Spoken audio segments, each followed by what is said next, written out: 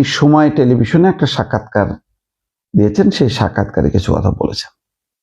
বেশ বিস্তারিত দিক আছে, তবে তার আগে বলি, এই সাক্ষাৎকার দেওয়ার কয়েকদিন আগে মির্জা ফখরুল ইসলাম আলমগীরের সঙ্গে আমার দেখা হয়েছিল সিঙ্গাপুরে।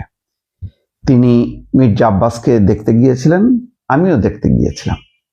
তো হাসপাতালে দেখা হয়েছে এবং মির্জা আব্বাসকে দেখার পর কিছু সময় কথা বলার সুযোগ হয়েছে একান্তে।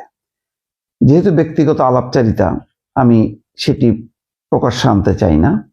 তখন আমার একটু মনে হয়েছে ওনার হতাশার দিক। আমি কিছু কথা বলেছি, তিনি প্রতিবাদ করেননি, তিনি শুনেছেন। তবে যে দুই একটা শব্দ তিনি উচ্চারণ করেছেন, সেই শব্দের মধ্যে আমি কিছুটা হতাশার সুর দেখতে পেয়েছি। কিন্তু দেখেন, আমি একটু অবাকই হলাম। তিনি তার স্ত্রীকে নিয়ে সিঙ্গাপুরে এসছেন, 5-6 দিন থেকেছেন, সিঙ্গাপুরে বিভিন্ন টেস্ট করেছেন। হয়তো অনেক জটিলতা ছিল, ওনার নিজের কোনো জটিলতা ছিল বলেননি, সম্ভবত খবরে যা দেখেছি ওনার স্ত্রীর। যাই হোক, এরপর আজকে দেখছি যে উনি একটা বেশ লম্বা ট্যুরে গেছেন চীনে। দলের মহাসচিব বলতে সেকেন্ড ইন কমান্ড, চেয়ারম্যান বা চেয়ারপারসন তারপরে, অর্থাৎ তারেক রহমানের পরেই তার এখন অবস্থান হওয়ার কথা।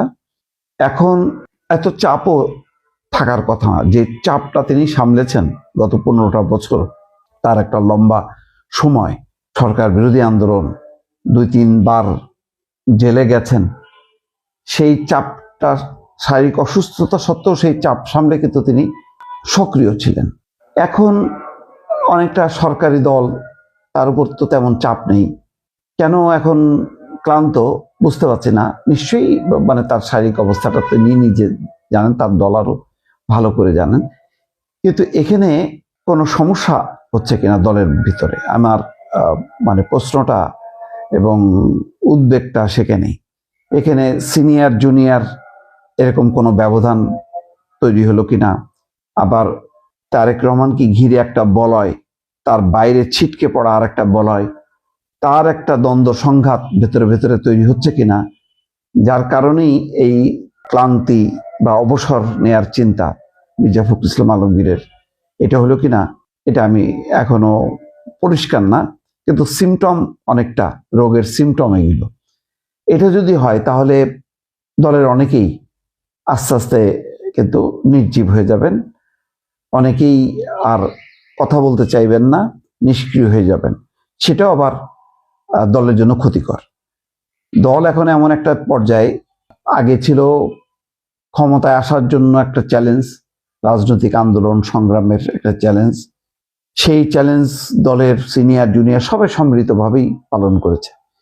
আর এখন দল ক্ষমতায় আসার পর এই চ্যালেঞ্জটা এক অর্থে মনে হয় যেন সরকারি দল এখন খুব একটা কাজ নেই না।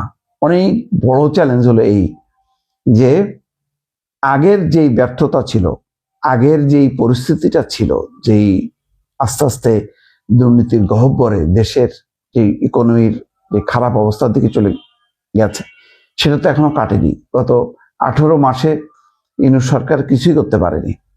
এখন সামনে যদি সেটা পুনরুজ্জীবনের জন্য সবাই মিলিতভাবে যদি চেষ্টাটা না করে, একা তারেক রহমানের পক্ষে কি সম্ভব? ওয়ান ম্যান শো বাংলাদেশে 15টা বছর মানুষ দেখেছে, সেটা কিন্তু সফল হয়নি। একটা বড় টিম দরকার, যেখানে চমৎকার কম্বিনেশন থাকবে সিনিয়র জুনিয়র। নির্বাচনের সময় সেই নমিনেশনের ক্ষেত্রেও সেই কম্বিনেশনটা দেখা গেছে, কিন্তু সরকার গঠনের পর এসে সেই জায়গাটা হোঁচট খাবে কেন, এটা আমার প্রশ্ন। এখানে যেই কথাটা তিনি বলেছেন যে আমি খুবই ক্লান্ত, আগামী কাউন্সিল পর্যন্ত থাকতে হচ্ছে, কাউন্সিলের পর অবসর নিতে চাই, আমার অনেক বয়স হয়ে গেছে, অসুস্থ হয়ে যাচ্ছি। কথাগুলো সবই ঠিক আছে, কিন্তু সেটাও হতাশা থেকে নাকি সত্যি সত্যি, এটা আমার নিয়ে আমার কৌতূহল আছে। তিনি বলছেন এই ধরনের প্রত্যাশা আমার কখনোই ছিল না, মানে রাষ্ট্রপতি হওয়ার আকাঙ্ক্ষা আছে কিনা। আমি এ পর্যন্ত যেখানে এসছি এটা আমার ভাগ্য নিয়ে এসছে, আমার কাজটা ছিল, কিন্তু আমি আমার আকাঙ্ক্ষা এখানে নিয়ে এসছি বলে মনে করি না। সর্বশেষ কাউন্সিল হয়েছিল 10 বছর আগে, 2011 সালের মার্চে ভারপ্রাপ্ত মহাসচিব হন মির্জা ফখরুল। 2016 সালে কাউন্সিলের পর সামলাচ্ছেন মহাসচিবের দায়িত্ব। মির্জা ফখরুল ইসলাম 86 সালে সরকারি চাকরি থেকে পদত্যাগ করে সক্রিয় রাজনীতিতে যোগ দেন। যাই হোক, এখন এই বছরে হয়তো কাউন্সিল হবে, সেই কাউন্সিলে মহাসচিব পরিবর্তন হবে এরকম ইঙ্গিত পাওয়া যাচ্ছে। কিন্তু তার আগেই তিনি অসুস্থ, ক্লান্ত, অবসর নিতে চান, এই কথাগুলি বলতে পারেন। কিন্তু এই সাথে সরকার পরিচালনায় এখন সিনিয়র জুনিয়র বিভক্তি, সেই বিষয়গুলো যদি সামনে চলে আসে, যেমন যদি মনে করা হয় যে সালাউদ্দিন আহমেদের উপর অনেক বেশি নির্ভর করছেন তারেক রহমান, এবং সালাউদ্দিন আহমেদ যেহেতু মহাসচিব হিসেবে সামনে চলে আসবেন বলে আগে থেকেই একটা পরিস্থিতি তৈরি করা হয়েছে, সুতরাং সেই কারণে অনেকটা হতাশ হয়ে মির্জা ফখরুল ইসলাম আলমগীর নিষ্ক্রিয় হয়ে যাচ্ছেন বা একটু দূরে দূরে থাকছেন।